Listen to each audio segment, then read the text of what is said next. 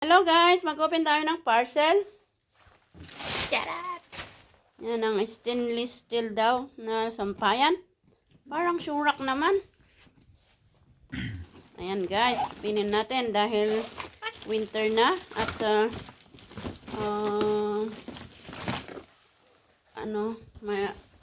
may sampayan kami dito sa labas. Ayan ang aming sampayan sa labas.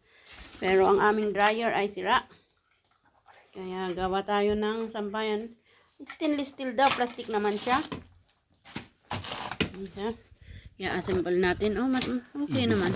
Matibay. Matibay yung ano niya pagka-plastic niya.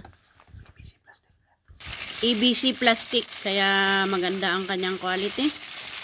Yan. It is from Timo. AB? Ibay? From AB. Ayan guys. Para may sampayan tayo pag sa gabi. Kasi on yung heater. Hindi solve. Matutuyo ang mga sampayin natin. Pwede. Ang aming dryer sira-sira.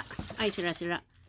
Hindi gumagana at pag umiikot, 2 oras umiikot, hindi natutuyo. Kaya huwag na nating paikutin kung ayaw. Ayan, pakita ko mamaya sa inyo kung na-assemble na.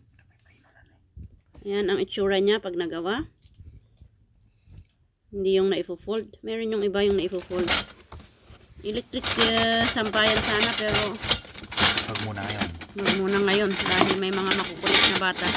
Ayan, pakita ko mamaya pag naayos na. Yung itsura niya.